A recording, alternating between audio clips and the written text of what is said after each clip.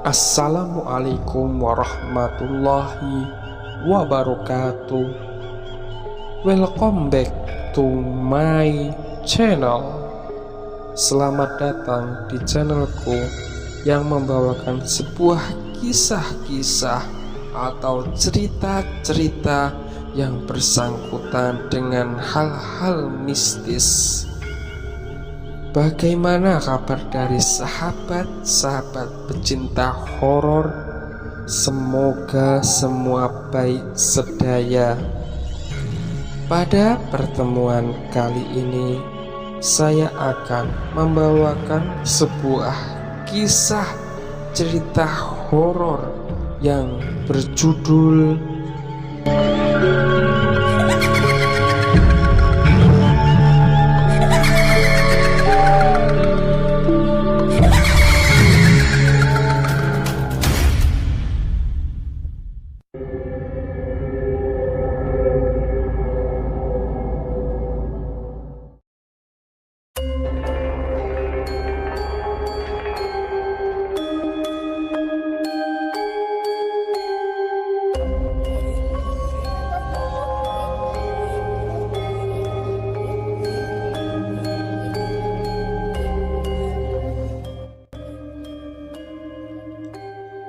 lokasi dan nama bangunan ibadah yang ada dalam cerita ini bukan nama lokasi sebenarnya di dunia nyata. Kesamaan hanya kebetulan semata dan tidak disengaja.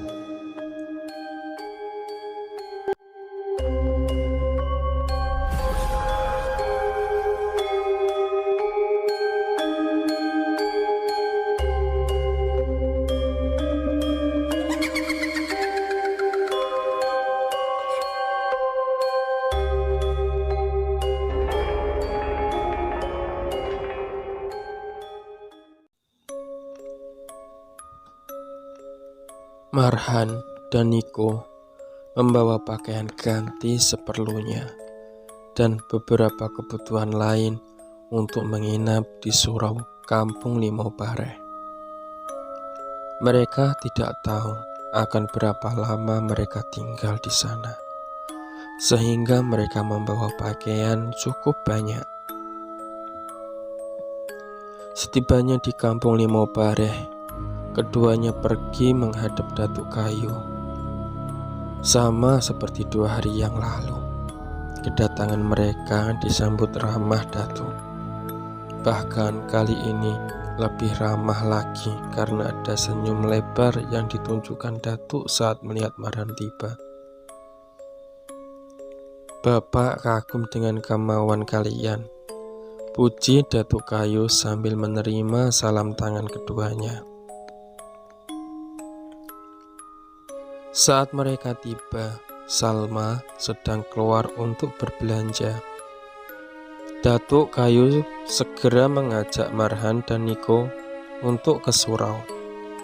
Beliau menunjukkan hal-hal yang perlu keduanya ketahui.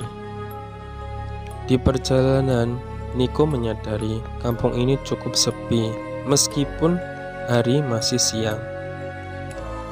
Rumah penduduk posisinya agak berjauhan dan masih banyak kebun atau lahan terbuka. Hanya ada beberapa warung yang umumnya menjual jajanan kecil anak-anak, dan beberapa lagi berupa warung yang menyediakan tempat duduk namun jumlahnya tidak banyak. Saat tiba di surau, Datuk kembali mengambil kunci di ventilasi atas pintu. Lalu beliau membuka pintu surau tersebut yang mengeluarkan suara berdenyit karena kayu pintu menggesek lantai semen di bawahnya.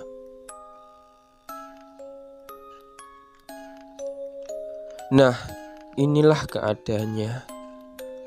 Oh iya, tentang tempat tidur. Kemarin Bapak ingat, di sini gudang untuk menyimpan beberapa perkakas waktu pembangunan. Kalau kalian tidur di sana bagaimana? Setidaknya ruangannya tertutup, ujar Datuk. "Oh boleh Pak, Sepertinya lebih baik daripada tidur di ruang sholat, ujar Marhan. Datuk Kayo mengajak Marhan serta Niko ke ruangan yang ia maksud. Ruangan gudang yang Datuk katakan tadi ternyata ruangan berpintu pucat di samping tempat imam yang sebelumnya Niko lihat. Datuk memilih kunci yang cocok lalu membuka pintu itu. Aroma lembab dan debu yang cukup tebal sangat terasa hingga Marhan bersin. Maaf, Bapak belum sempat membersihkan, jadi masih begini keadaannya, ujar Datuk. Marhan dan Niko melongo ke dalam. Ruang tersebut berukuran sekitar 2 kali 2,5 meter. Memiliki lubang ventilasi kaca kecil di atas dan dipenuhi beberapa alat pertukangan yang masih kotor dengan semen kering menempel di gagangnya. Cukup sih ini Pak kalau buat tidur aja. Tapi ini gak ada lampunya ya? Tanya Niko setelah mengedarkan pandangannya ke ruangan itu dan sadar tidak ada lampu bohlam di langit-langit gudang ini. Oh iya, ini juga yang Bapak lupa sampaikan sebelumnya. Karena surau ini sudah lama tidak dipakai, jadi listriknya sudah diputus. Nanti Bapak coba hubungi dulu PLN-nya. Tapi sementara kalian pakai dulu lampu emergensi di rumah Bapak untuk malam ini ya. Niko dan Marhan tidak bisa menyembunyikan wajah terkejutnya. Biasanya berapa lama buat bisa paling ayam? Biasanya berapa lama buat bisa pasang listrik lagi Pak? Si sompret. Soalnya kan ini kita butuh buat mic, toa dan lain-lain, jelas Marhan. Harusnya tidak lama ya, karena ini sudah pernah dipasang listrik, seharusnya lebih cepat daripada pemasangan baru. Bapak rasa 2 atau 3 hari ke depan sudah bisa masuk. Niko dan Marhan saling berpandangan, ini di luar dari rencana mereka. Tapi kembali pulang hanya karena masalah listrik yang belum masuk terdengar sangat pengecut. Baik Pak, semoga cepat ya. Paling kami butuh juga untuk cas HP Pak, tapi ini baterainya cukup awet. Kira-kira 2 hari sekali butuh dicas, ujar Marhan sambil menunjukkan handphone monokrom miliknya. Bapak usahakan kalau ada kebutuhan mendesak, entah itu listrik, makanan atau apa yang dibutuhkan, bisa ke rumah Bapak saja, balas Datuk meyakinkan. Akhirnya Marhan dan Niko setuju. Datuk kembali menambahkan hal-hal yang mungkin Marhan dan Niko perlu tahu. Alat-alat kebersihan, sapu, pel ada di sini, Quran ada di sini. Kalau sajadah kita ada 3, dulu 2 untuk saf laki-laki dan 1 untuk saf wanita di belakang. Tirai pemisahnya jamaah perempuan di sini udah berdebu, jadi mungkin bisa dicuci dulu sebelum dipasang lagi, ujar Datuk sambil mengarahkan Marhan dan Niko ke beberapa perlengkapan di surau itu. Setelah dirasa cukup, ketiganya berjalan keluar. Kali ini Datuk mengarahkan kemana mereka pergi kalau ingin buang hajat. Surau ini belum ada toiletnya, baru ada tempat wudhu aja. Kalau bisa mandi dan mencuci di tempat wudhu itu karena sudah ada pintunya. Tapi kalau mau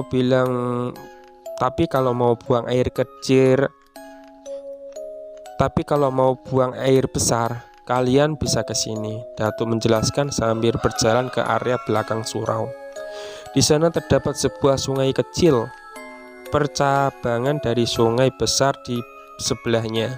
Ada sebuah kotak dari seng dan anyaman bambu melintang di atas sungai kecil itu. Kotak itu ditutupi dengan 1 triplek kayu yang digunakan sebagai pintu. Nah, ini toiletnya. Bisa dipakai sama orang-orang yang pulang ke sawah juga. Pintunya dari triplek itu bisa digeser. Jelas Datuk. Marhan memasang wajah tidak nyaman.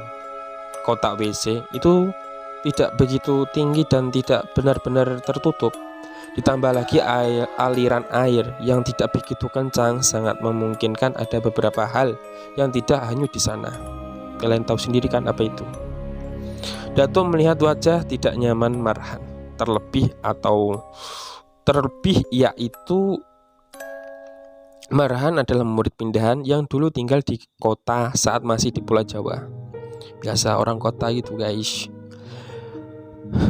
Maaf kalau banyak kurangnya seperti ini ya. Kalau surau sudah ramai, nanti insya Allah kita bisa lanjutkan pembangunannya. Di sini memang toilet masih jarang di rumah-rumah karena air sungai masih cukup deras dan berlimpah, ujar Datuk. Ah baik pak, tidak apa-apa, sepertinya bukan masalah, ujar Marhan dengan senyuman dipaksakan. Setelah pengarahan singkat, ketiganya kembali ke rumah Pak Datuk Kayu.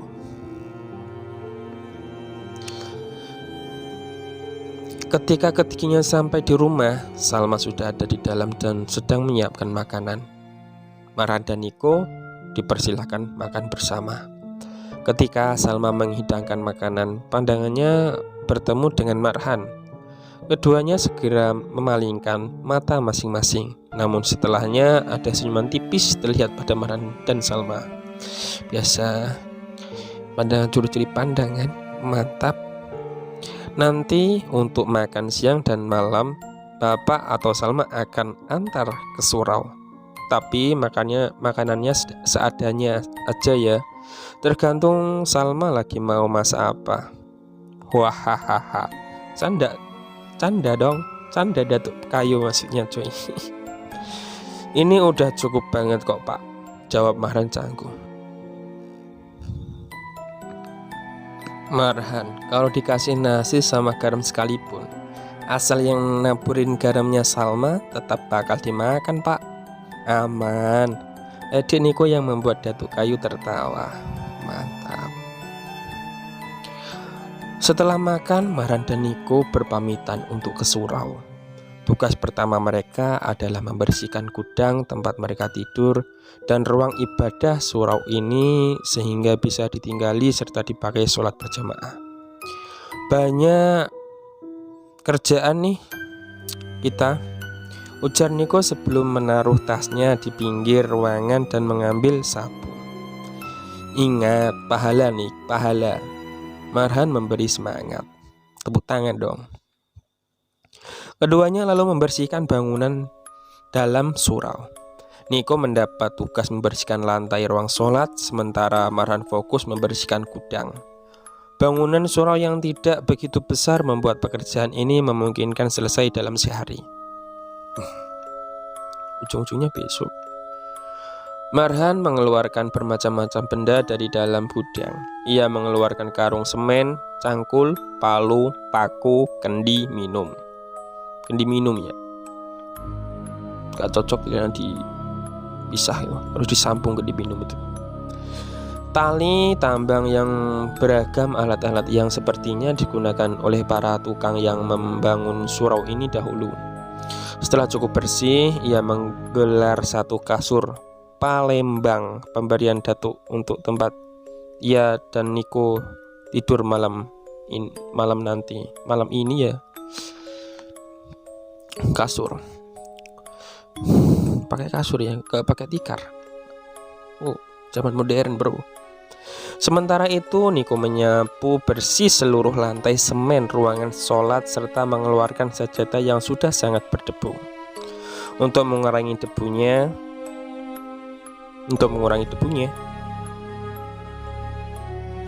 bukannya debunya harus hilang gitu biar kalian bersih, kok cuma mengurangi. Anjay, lanjut.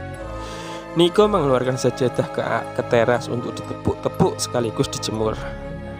Tepuk-tepuk ya guys ya, mantap. Ketika Niko sedang menjemur sajadah, dua orang warga lewat di jalan yang berbeda beberapa meter dari surau. Dari jauh gitu kelihatannya. Mereka terlihat berbisik satu sama lain sambil tidak melepaskan pandangannya pada Niko. Niko yang menyadarinya mencoba beramah tamah dengan memanggil keduanya. "Pak, Bang, sapa Niko?" sambil sedikit memberikan gestur mengangguk. Namun kedua orang itu berlalu begitu saja. Niko tertegun, tapi sepertinya itu karena suara Niko tidak terdengar sampai ke sana. Pekerjaan membersihkan surau ini baru selesai menjelang asar. Mereka menghentikan pekerjaan sementara untuk sholat berjamaah.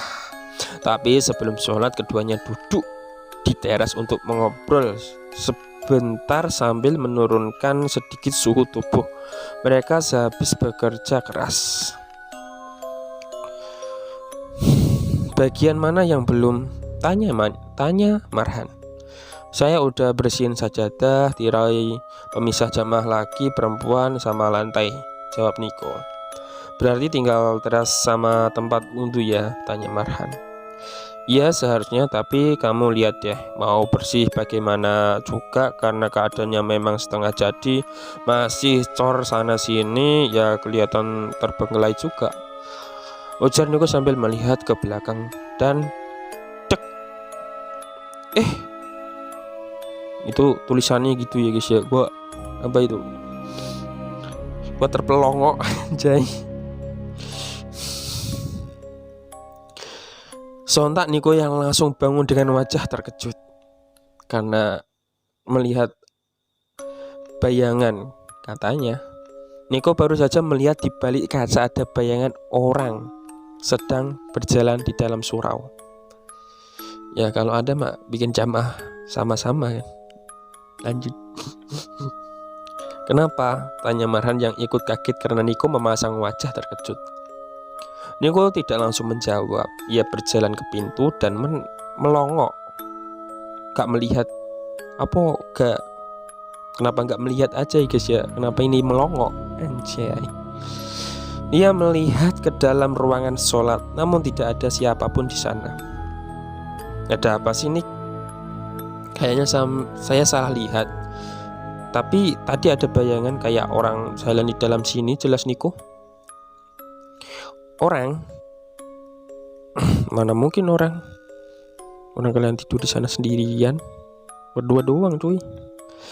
Enggak. Udah yuk lanjut sholat asar dulu. Kalau sempat kita bersih tempat wudhu sama teras sekalian," ajak Niko memutus obrolan barusan dan langsung berlalu ke tempat wudhu. Marhan mengangguk dan menyusul sahabatnya itu. Keduanya lalu sholat berjamaah untuk pertama kalinya di dalam ruangan surau. Setelah salam, tiba-tiba dari arah luar terdengar suara motor yang mendekat ke surau. Antara jalan kampung dengan surau yang terpisah membuat setiap orang yang mau mengarah ke surau harus berjalan di atas tanah dan pasir yang menimbulkan suara khas kericik ya kan. Marhan dan Niko menunggu siapa yang akan muncul, dan ternyata itu adalah Pak Datuk Kayu. Sayang sekali bukan Salma. Pujaan hatinya yang ditunggu malah bapaknya yang datang. Anjay. Lanjut. Ia membawa sejumlah makanan dan sebuah kotak berukuran sedang. "Assalamualaikum." "Wah, sudah bersih. Alhamdulillah," pujinya sambil melangkah maju ke surau. Masuk ke suraunya sambil maju. "Waalaikumsalam." "Baru setengah, Pak. Teras sama tempat wudhunya belum," jawab Marhan sambil bangkit dan menyalami Pak Datuk yang juga dilakukan oleh Niko. "Gak apa-apa, diangsur-angsur aja. Perlahan-lahan ya." Diangsurkan macam uang cuy. "Perlahan-perlahan dulu, gak usah harus hari ini. Ini bapak bawakan makanan. Lampu sama api," ujar Datuk sambil membuka barang bawaannya. Tulisannya itu ke bawah lagi Gus cuy. Jadi gue gak bisa nyambung. Harus lihat bawahnya juga.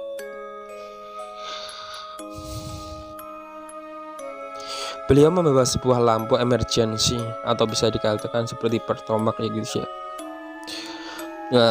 Petromak dan 2 buah nasi bungkus lengkap dengan air minum. Selanjutannya cuy. Ini lampu cuma kuat 6 jam nyalanya ya. Jadi bisa dihemat-hemat dan matikan waktu tidak terpakai. Pas kadinggo yo guys yo. Pas kadinggo, nah dipateni ora tingkakno wae, wis turu jek makan ae, yo entek. Besok bapak ambil lagi pagi, biar bapak caskan di rumah. Ini Petromak kalau kira-kira butuh buat malam-malam. Tapi jangan dibiarkan nyala, kalau kalian tidur bahaya bisa kebakaran. Kayak apa itu ya? Zaman-zaman dulu ya. Pakai api guys ya. Marhan menerima barang-barang itu dan tidak lupa mengucapkan terima kasih. Ya sewajarnya kalau kita diberikan sesuatu kita harus ucapkan terima kasih. Wah boleh ini cerita. Mantap. Kira-kira masih ada yang dibutuhkan lagi? Biar bapak carikan tawar datuk. Paling kita butuh toa pak, agar warga di luar juga dengar dan tahu ada jamaah di surau. Buat azan juga, ujar Marhan. Itu sudah bapak rencanakan. Nanti setelah listriknya masuk, toanya kita pasang lagi. Dulu sempat ada, tapi karena sudah lama tidak dipakai buat keperluan lain. Kayak son coy. Jawabnya datuk. Ketiganya berbincang sampai tanpa terasa hari sudah mulai beranjak gelap. Datuk berpamitan untuk pulang. Marhan dan Niko sempat mengajak untuk sekalian berjamaah maghrib bersama keduanya. Namun Datuk mengatakan ia sudah berjanji dengan Salma untuk tiba di rumah sebelum maghrib. Perlahan langit di kampung Limau Bareh berubah menjadi jingga. Kayak waktu mau maghrib gitu ya. Jingga maksudnya itu kayak kemerah-merahan di atas, kayak oren-oren di langit-langit. Lanjut. Tetapi pekerjaan Marhan dan Niko belum benar-benar selesai. Kedatangan Datuk tadi membuat pekerjaan keduanya berhenti. Mau lanjut besok. Udah mau malam juga nih, tawar Niko. Tanggung sih, cuma tinggal tempat wudhu sama teras, jawab Marhan.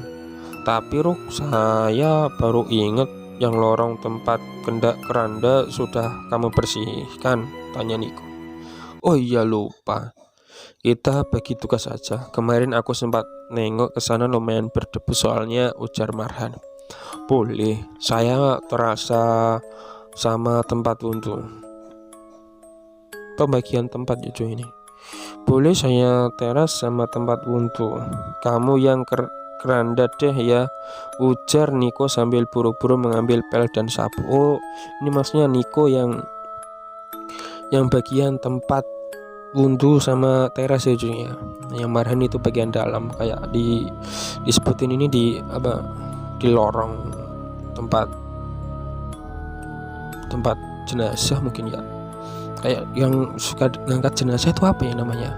Penduso kalau bahasa Jawanya. Wah curang kamu, takut kan? Tantang Marhan.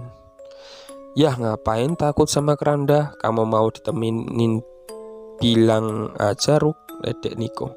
Oh keranda ya guys ya, bahasa Indonesia keranda. Kalau bahasa Jawa itu penduso di sini. Kan sudah ada lagunya. Walaupun tidak diiyakan, Niko tetap menemani Marhan ke lorong. Di sisi belakang surau, tempat keranda dan dipan menjadi jenazah itu berada.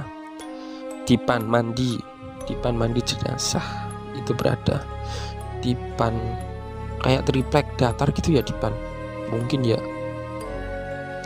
Posisi lorong itu berada di samping gudang yang sekarang menjadi kamar Marhan dan Niko. Wah sebelahan coy. Ya cuma batas apa itu namanya? Cuma batas apa ya, kayak yang samping sama samping itu, batas tembok lah. Sampai di sana ternyata keadaan lebih kotor dari yang mereka ingat. Papan mandi jenazah dan keranda itu diletakkan bertumpuk dan dipasang rantai serta gembok besar yang menghubungkan keduanya.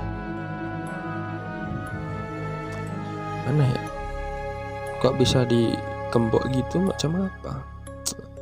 Memang hal yang tak beres. Ya namanya juga cerita horor cuy. Lanjut. Sisi lorong tempat keranda itu berada cukup lembab dan ada beberapa bercak tanah yang menempel di dindingnya. Wajar karena surau ini memang dikelilingi area tanah terbuka yang sepertinya mudah banjir saat hujan deras. Wah, ini mah kalau dikerjain sekarang keburu malam, ujar Marhan. Ya udah besok aja, saya juga capek sebenarnya, sambung Niko. Ya udah berarti besok pagi tugas kita 3 ini ya. Keduanya lalu membereskan peralatan kerja mereka dan bersiap sholat maghrib. Sebelum sholat mereka juga sudah menyalakan lampu petromak yang diberikan Pak Datuk tadi dan diletakkan di samping posisi imam. Saat Marhan bertakbir, suasana di luar sudah temaram dengan menyisakan sedikit cahaya lembayung di langit sore. Maksudnya redup ya guys ya, kayak sudah nggak mau nerang lagi, redup lah, kalian tahulah redup itu gimana. Ini kosakatanya banyak sekali, agak rumit ya. Pokoknya redup itu ya intinya. Namun saat ia mengucapkan salam penutup sholat, semua benar-benar sudah gelap gulita dan hening, kayak di hutan. Marhan membalikkan badannya untuk berzikir menghadap Niko yang duduk sendirian di samping dalam gelap. Saya kira nggak akan segelap ini. Marhan mengajak Niko berbicara. Posisi surau ini jauh dari mana-mana, makanya gelap. Tapi kayaknya warga di sini memang jarang aktivitas malam. Itu lampu-lampu warung juga udah pada mati, ujar Niko sambil melihat ke luar. Berarti lokasinya ini kayak pedesaan gitu ya guys ya, terpencil mungkin ya. Pada cerita ini bukan kala itu ya mungkin ya. Lanjut. Hanya nampak beberapa sumber cahaya di kejauhan yang berasal dari lampu teras warga. Sementara untuk jalan kampung sama sekali tidak ada penerangan. Suara jangkrik dan kokok yang kodok cuy, dan kodok yang awalnya samar, ya ini terasa begitu dekat dan jelas karena tidak ada suara-suara lain yang menghalangi suara alam itu. Ya udah kita tunggu dulu aja sampai isya, habis itu kita langsung tidur aja, ajak Marhan. Iya, mau kamu azan pun juga nggak akan ada yang datang buat jamaah kalau suraunya gelap begini, ujar Niko. Marhan dan Niko berzikir di tengah keheningan malam itu hingga waktu isya. Tanpa perlu berwudu lagi, keduanya lanjut sholat berjamaah. Selesai salam, keduanya membereskan sajadah itu kayak sholat gitu. Apa namanya, kayak gelaran di lantai gitu, khusus sholat, namanya sajadah. Kalau kalian juga bingung, berarti browsing aja ya biar cepat. Dan mengunci semua pintu lalu bersiap tidur di dalam ruang gudang yang kini menjadi kamar mereka. Tempat gudang cuy, ngenes temen demi pujaan hati. Lanjut. Keadaan ruang kamar yang kecil dan diisi oleh 2 orang membuat hawa di sana cukup panas. Akhirnya mereka membuka pintu agar perputaran udara lebih baik, meskipun resikonya akan ada banyak nyamuk yang masuk. Ya kalian tahu sendiri tuh lokasinya itu mana. Tepuk sedikit nyamuk, sakit udah kisik ya kan kisik.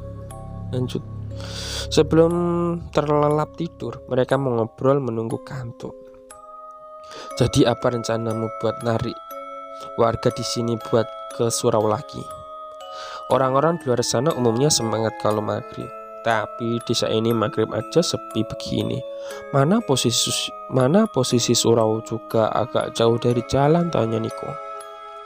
Artinya kita harus buat surau ini ada aktivitasnya. Setidaknya orang-orang harus tahu ibadah di sini sudah dilakukan rutin dan mereka punya imam yang bisa bikin mereka khusyuk sholat, ujar Marhan.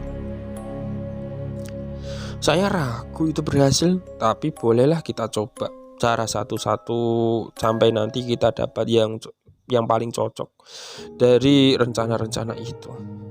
Ujar Nuko sambil membalik badannya menghadap tembok. Buat apa kau ngadep tembok? Mau nyium kau? Lanjut. Tidak butuh waktu lama, suara jengkuran halus terdengar dari mulut Niko. Ngorok kali. Kok halus pakai ngorok itu ya keras. Anjay, bingung juga. Biasanya kan ngorok itu kan keras banget. Halus macam mana cuy? Orang-orang samping juga ganggu. Lanjut. Ia sudah terlelap padahal baru beberapa menit lalu mengobrol dengan Marhan. Berbeda dengan sahabatnya, Marhan terbiasa tidur larut. Sehabis Isya seperti sekarang baginya masih kategori sore.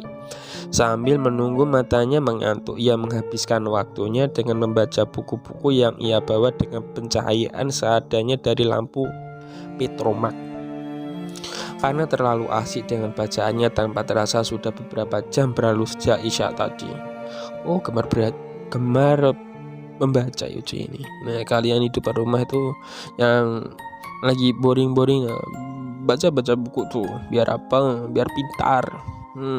Orang malas kalian nyekel HP mulu. Lanjut.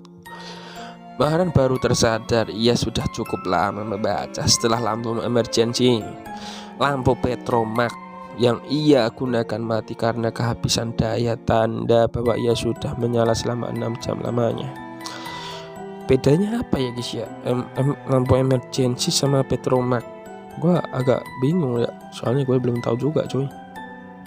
Bisa lah di komen-komen di bawah ya. Bedanya lampu emergency sama petromak itu gimana sih? Apa sama ya?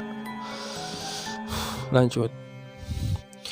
Marhan menutup bukunya dan menaruhnya di pinggir ruangan. Ia lalu membenarkan posisi tidurnya dan memejamkan matanya yang memang sudah mulai mengantuk. Namun tiba-tiba ada suara gemerincing dari luar. Marhan yang semula sudah menutup matanya lantas membukanya kembali. Ia memasang pendengarannya untuk memastikan sumber suara yang baru saja ia dengar. Cerik, cerik, tak, tak. Suara besi yang saling bersentuhan dan suara sesuatu yang jatuh di atas besi itu berasal dari arah luar dan terdengar dekat. Namun dalam keadaan gelap total seperti ini, Marhan sama sekali tidak bisa melihat apapun. Suara itu masih terus terdengar dari arah luar dan sangat dekat. Marhan curiga bahwa itu suara kucing atau hewan dari pepohonan di belakang surau ini yang memang cukup rindang.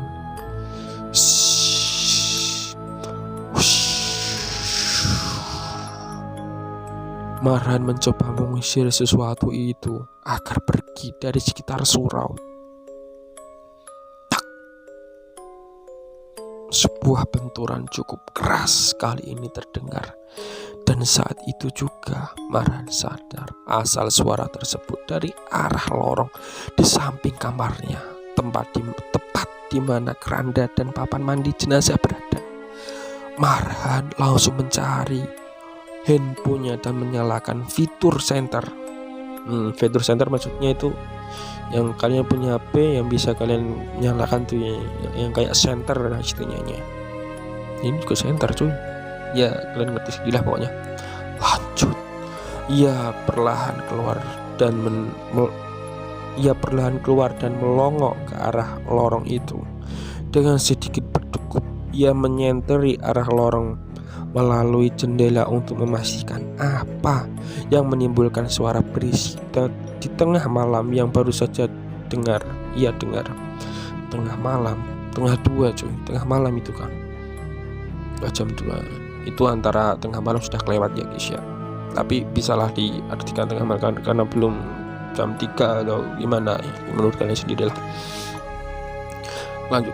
Namun ketika ayah membuka jendela menuju lorong itu dan menyetirnya, ternyata lorong itu kosong dan keranda maupun papan mandi jenazah masih ada di posisinya. Marhan berdiri beberapa menit untuk menunggu hewan seperti kucing atau tupai keluar dari keranda itu. Namun nihil, bahkan setelah ia mengeluarkan suara mengusir yang biasanya ampuh membuat hewan lari, tidak ada satupun tanda-tanda keberadaan hewan yang bersembunyi di baliknya. Tidak mendapatkan hasil, Marhan kembali ke pembaringannya, tempat tidur lah ya. Kembali ke tempat tidurnya hingga alarm pertanda masuknya subuh dari handphonenya membangunkannya beberapa jam kemudian. Saat Marhan bangun, kondisi Niko masih terlelap tidur tanpa mengubah sedikit pun posisinya. Dari tadi malam setelah duduk dan mengangkat badan, Marhan terlebih dahulu membangunkan Niko sebelum lanjut mengambil wudhu di luar. Niko hanya menganggukkan ketika dibangunkan dan membuka sedikit matanya yang masih memerah. Kalian tahu yang kalau kalian tahu tuh di pondok tuh juga sama coy. Orang tidur enak-enak itu tapuk bokongnya coy. Sama kalau enggak siram tuh pakai air. Biasa itu mah. Lanjutnya guys ya. Hawa dingin yang seakan menusuk kulit begitu terasa saat pintu dibuka. Cit. Anggap aja ya guys ya suara pintu. Boleh lah. Lanjut. Kaca-kaca surau berembun karena dinginnya pagi desa itu. Marhan mengusap lengan dan tubuhnya agar sedikit hangat. Mengusap lengan itu maksudnya gosok-gosokkan tangan ya guys ya. Kalian coba sendirilah. Gosokkan tangan kalian lalu rasakan. Pasti hangat kan. Terus sebarkan ke tubuh. Kalau lebih cepatnya sih kayak bikin api gitu ya. Tapi buah korek enggak. Jarang-jarang tuh dari tadi kan enggak diberitahu kalau Marhan sama Niko tuh suka rokok apa enggak. Jadi kalau memang mereka perokok pastilah bawa korek. Itu sudah ajian tertentu dari suasana rokok itu, ya kan? Lanjut.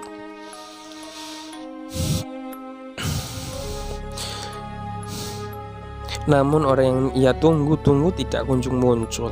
Ketiduran lagi nih batin Marhan. Ketika kembali ke kamar sesuai dugaan, Niko masih tertidur pulas. Marhan sudah menyediakan segelas air wudhu dingin yang akan ia gunakan untuk membangunkan Niko ala pengasuh pondok pesantrennya dulu. Marhan mengambil sejumput air dingin itu menyiramkan ke wajah Niko yang langsung gelagapan. Maksudnya menyiram atau meneteskan ya guys ya. Mungkin belum ada jawaban dari yang aslinya gimana. Kenapa nggak langsung dibiur gitu aja, lebih cepat kan? Lanjut. Sholat lebih baik daripada tidur, ujar Marhan. Iyo. Gerutu Niko akibat tidurnya diganggu. Ia lalu mengambil wudhu dan kembali ke ruangan sholat untuk subuh berjamaah dengan Marhan. Selesai sholat, keduanya kembali berniat melanjutkan sisa pekerjaan mereka yang tertunda kemarin. Kali ini pembagiannya diubah. Teras dan lorong keranda akan dibersihkan Niko, sedangkan tempat untuk menjadi tanggung jawab Marhan. Keduanya lalu mengambil alat kebersihan yang diperlukan dan menuju lokasi mereka masing-masing bekerja. Marhan disibukkan dengan urusan menggosok keramik, tempat wudhu dan bak penampungan yang sudah licin berlumut ketika Niko tiba-tiba memanggilnya. Ruk, kesini Ruk, sebentar, panggilnya. Ada apa? Tanya Marhan sambil masih berteriak dari arah tempat wudhu. Kesini dulu makanya, panggil Niko. Marhan menemui Niko yang sedang berdiri di depan keranda lap. Apa ini? Keranda lap dan sebuah pel masih digenggam di tangannya. Oh, lap itu kain nih guys ya, buat bersih-bersih itu. Kain kayak apa? Apa itu namanya? Taplak, kayak taplak ya. Kayak taplak sih untuk bersih-bersih. Lanjut. Lu semalam hujan? Tanya Niko. Enggak lah, saya tidur jam 1:30-an. Enggak hujan kok, kenapa? Tanya Marhan. Iya kan, 1:30 tadi. Coba kamu lihat ini, unjuk Niko. Marhan maju ke samping Niko dan terperangah. Terperangah itu maksudnya kaget ya guys. Tempat pemandian jenazah yang kemarin kering dan bahkan berdebu pagi itu seperti baru saja digunakan. Ada genangan air di sudut-sudutnya yang tercium aroma menyerupai air mawar yang cukup wangi. Wow. Cukup segitu ya guys ya cerita kali ini, dan saya akan melanjutkan cerita ini 2 hari lagi ya guys ya. Setiap aku update itu 2 hari sekali ya guys ya. Aku update cerita ini 2 hari sekali. Dan bagi teman-teman yang baru lihat cerita ini, yang mau udah nonton ini, bisalah diketik subscribe, dipencet tombol loncengnya biar gue makin semangat bikin konten ya guys ya. Dan sekianlah dari gua video ini. Wassalamualaikum warahmatullahi wabarakatuh. Bye bye.